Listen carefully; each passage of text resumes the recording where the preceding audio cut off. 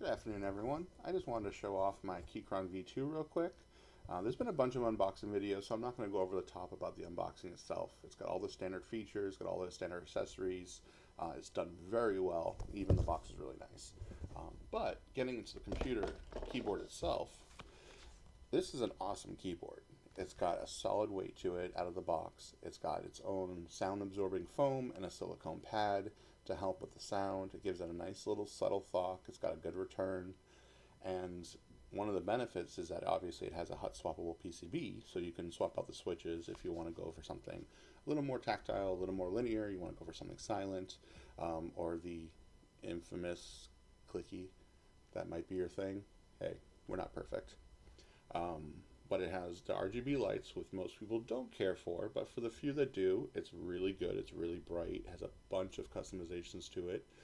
But along with that, it also has QMK VIA support, which allows its open source software, so you can basically have layers and macros on your keyboard for all the extra functions you might want, along with the programmable knob.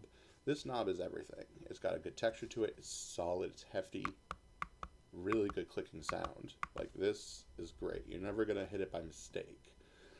Beyond that, it has the OSA keycaps. They're an OEM height, but they are more spherical and angled.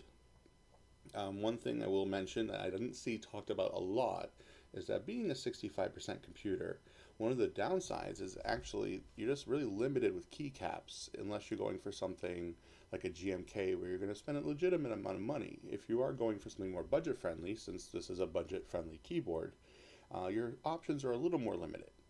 They're definitely out there, but you have to do a little more digging. You might not get the exact ones you want, or you might get stuck trying out a clone if you're trying to find something else. But there are some options.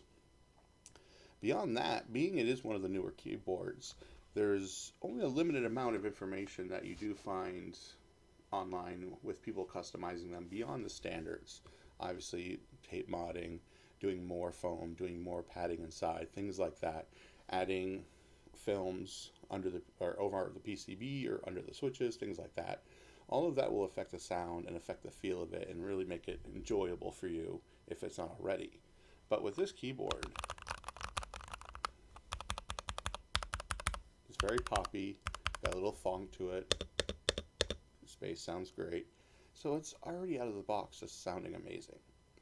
But anyway, I just really wanted to show it off real quick. It's got the translucent black case, and it's got the brass screws. It's very well built. It's very hefty. It's got the very steel PCB in it, so that's pretty solid, even though it does still have the flex, being that it's gasket mounted.